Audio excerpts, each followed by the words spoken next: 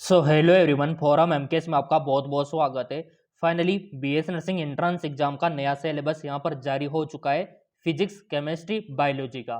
तो यहाँ पर हम देख लेते हैं कि भौतिक विज्ञान यानी कि फिजिक्स में क्वेश्चन कहाँ से बनेंगे और आपके केमिस्ट्री में क्वेश्चन कहाँ से बनेंगे और बायोलॉजी में क्वेश्चन कहाँ से बनेंगे। जो इस सिलेबस में दिया हुआ है बस आपको वही पढ़ना है। और देखो एमकेएस एकेडमी ऐप पर भी वही हम आपको पढ़ाएंगे जो सिलेबस में दिया हुआ है। सिलेबस के बाहर हमें कुछ भी नहीं पढ़ना है, सारे क्वेश्चन यहीं से आएंगे। तो चलो देख लेते हैं। जैसे कि आपको पता होगा कि आपके RUHS में फॉर्म भरना शुरू हो गए, तो उसका सिलेबस कुछ इस तरीके का रहने वाला है। अगर आप भी यहाँ पर अप्लाई करना चाहते हो RUHS में तो अप्लाई कर देना। फॉर्म स्टार्ट हो चुके, कल भी मैंने आपको बता दिया था। ऑनलाइन घर बैठे आप फॉर्म भर सकते हो यहाँ से, ठीक है। यहाँ से आप फॉर्म भर सकते हो, अपने मोबाइल से भी भर सकते हो। हमारा वीडियो आएगा कि मोबाइल से कैसे भरे, ठीक है। चैनल सब्सक्राइब कर रखा होगा तो आपको मिल जाएगा। यहाँ पर देखो, आपने जो 12th में पढ़ा है, अधिकतर 12th का रहने वाला है मैटर यहाँ पर।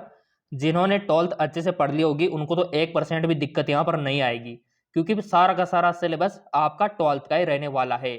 और किस तरीके से आपको पढ़ना है, कौन सी ट्रिक आपको अपनानी है, देखो हमने एंट्रेंस एग्जाम पास किया है तो हमें तो सब कुछ पता है। और वही नॉलेज मैं आपको दूंगा एमकेएस एकेडमी ऐप पर, क्योंकि आपको सबको पता है कि 22 अगस्त से नया बैच स्टार्ट हो रहा है, ठीक है। अगर आप किताब खरीदना चाहो तो वो भी आपको एमकेएस एकेडमी पर मिल जाएगी।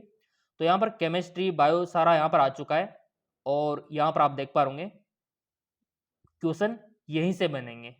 तो 1 बाय 1 करके देख लेते। उससे पहले थोड़ा सा मैं आपको इंफॉर्मेशन देना चाहूंगा। ये जितना भी सिलेबस यहाँ पर दिया हुआ है, इन सभी की किताब आपको एमकेएस एकेडमी पर मिल जाएगी। अगर आप नए बैच में शामिल होना चाहते हो तो 22 अगस्त से शुरू हो रहा है, ठीक है। 649 वाला कोर्स खरीद लेना और शामिल हो जाना। पूरा A to Z मैं आपको बता दूंगा कि मैंने किस प्रकार एंट्रेंस एग्जाम पास किया था। A to Z नॉलेज मैं आपको शेयर कर दूंगा कि कैसे आपको पास करना है, ठीक है। जब हम कर सकते तो आप भी आसानी से पास कर सकते हो, कोई दिक्कत वाली बात नहीं है। और एमकेएस एकेडमी पर लाइव आके मैं आपको बताऊंगा कैसे आपको याद करना है और क्या याद करना है। बहुत ही सिंपल यहाँ तरीका रहेगा, बहुत ही सरल आपका तरीका रहेगा। और जिनको किताब खरीदनी है वो ये वाली किताब खरीदे, RUHS BS nursing entrance exam 2022-23। ये आपको एमकेएस एकेडमी ऐप पर मिल जाएगी, जिसका लिंक नीचे डिस्क्रिप्शन में दे रखा है। और देखो ये सिलेबस के आधारित पूरी किताब है। इससे रिलेटेड कोई भी इंक्वायरी चाहिए तो हमारी जो कोचिंग सेंटर है उनके व्हाट्सएप नंबर पे आप व्हाट्सएप भी कर सकते हो। हम आपको हेल्प करेंगे किताब दिलाने में, कोर्स दिलाने में। अब यहां पर सबसे पहले देख लेते हैं भौतिक विज्ञान यानी कि फिजिक्स।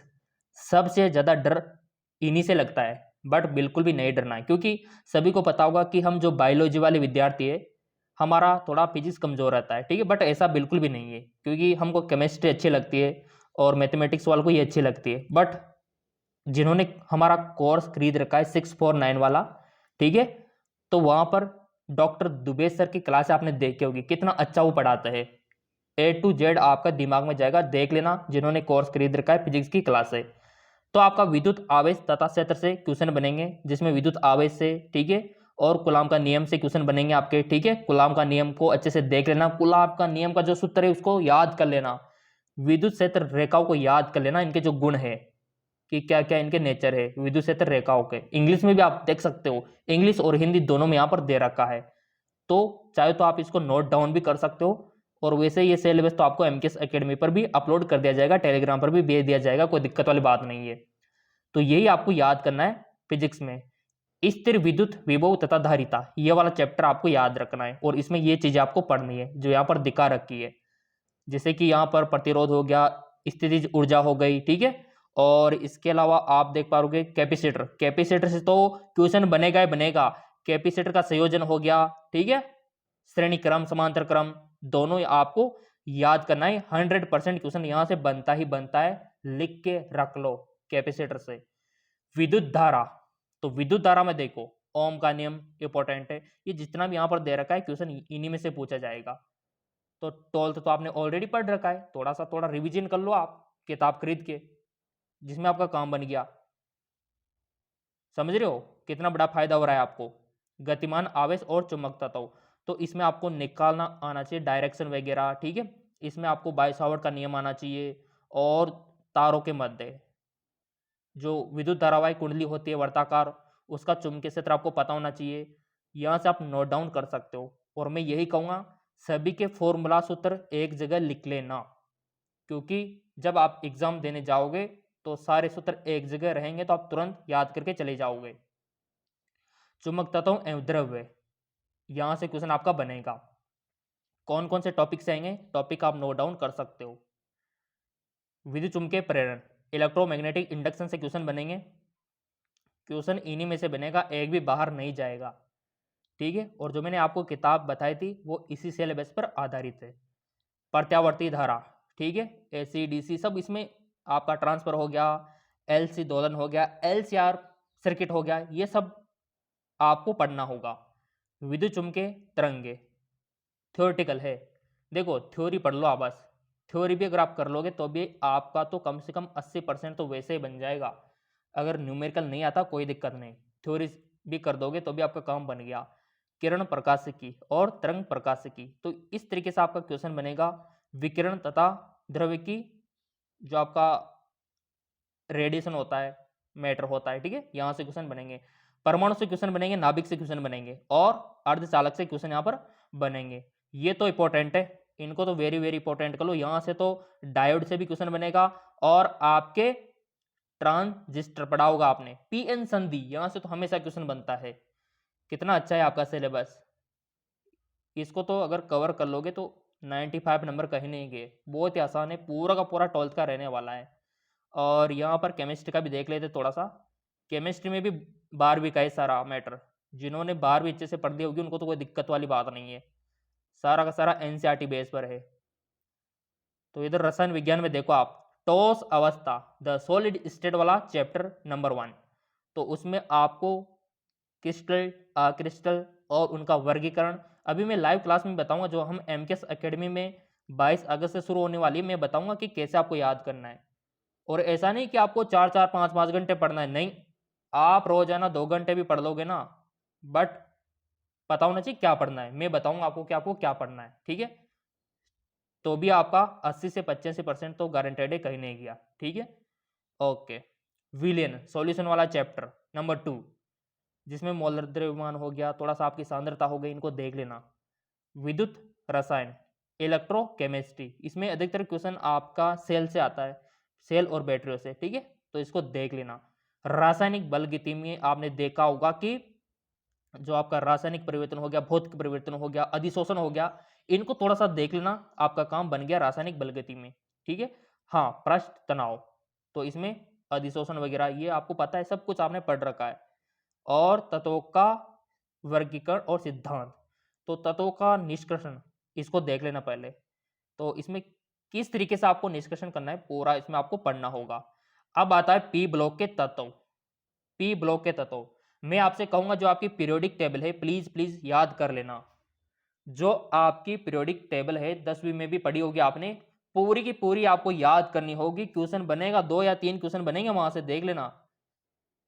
फिजिक्स में भी बनेंगे और आपकी केमिस्ट्री में भी बनेंगे, तो उसको देख लेना।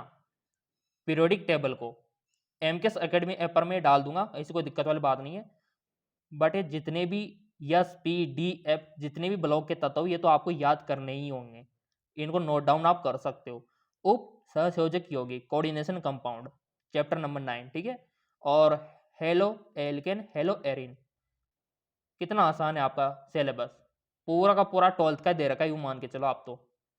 और हेलो एल्केन, फिनोल, इतर सब पढ़ रखा है हमने, एल्डिहाइड पढ़ रखा है, कीटोन पढ़ रखा है, कार्बोक्सिलिक अम्ल पढ़ रखा है, सब पढ़ रखा है। अभी पढ़ के तो है, 12th में क्या पढ़ा था, ये तो पढ़ा था, एमीन हमने पढ़ा था, जैव अणु में प्रोटीन हमने पढ़ रखी है। मैं तो कहता हूं क्योंकि बायोलॉजी के विद्यार्थी हो आप, ठीक है, और हम भी बायोलॉजी के हैं, तो हमने तो क्या किया था, पहले तो केमिस्ट्री, सबसे पहले तो बायोलॉजी आपको करनी होगी, उसके बाद केमिस्ट्री, और उसके बाद फिजिक्स को देखना आप सबके पीछे।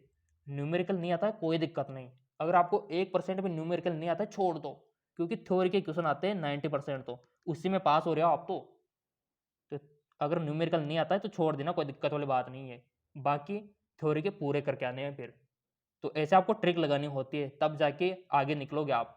बहुलक पॉलीमर, ठीक है, पॉलीमर मैं बता दूंगा आपको कैसे याद करना है एमकेएस एकेडमी ऐप पर। 22 अगस्त से क्लास स्टार्ट है एमकेएस एकेडमी पर।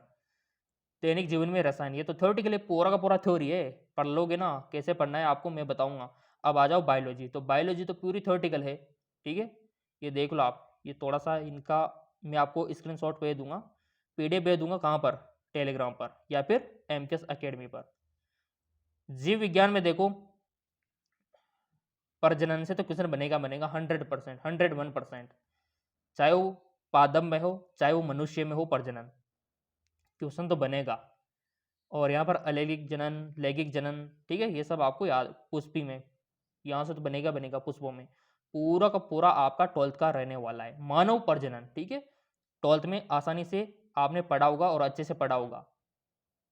पुरुष प्रजनन तंत्र, स्त्री प्रजनन तंत्र, ठीक है। जनन स्वास्थ्य से क्वेश्चन बनता है आपके, तो अगर आप रोजाना एक चैप्टर भी पढ़ोगे तो भी आपका 10 दिन में कवर हो रहा है, और इतना बड़ा भी नहीं है सिलेबस, तो बहुत शानदार है। बस आपका 12th को रिवीजन करना है और कुछ भी नहीं है। वंशानुगति के आधार, विकास हो गया आपका, ठीक है, इनको नोट डाउन आप कर सकते हो। मानव स्वास्थ्य तथा रोग, यहाँ से तो क्वेश्चन बनेंगे बनेंगे, क्योंकि आप एक मेडिकल कोर्स में जा रहे हो, तो आपसे स्वास्थ्य और रोग के बारे में क्वेश्चन पूछना बनता है। खाद्य उत्पादन में वृद्धि और कार्यनीति, ये भी आपने पढ़ रखा है। मानव कल्याण में सूक्ष्म जीव, बचपन से पढ़ते आ रहे हैं हम, सूक्ष्म जीव हमारे मित्र और शत्रु, ठीक है, तो आपका 12th में भी है मानव कल्याण में सूक्ष्म जीव। जैव प्रौद्योगिकी, बायो टेक्नोलॉजी से क्वेश्चन बनता है, ठीक है, और इसके उपयोग, कितना आसान है चैप्टर आपका।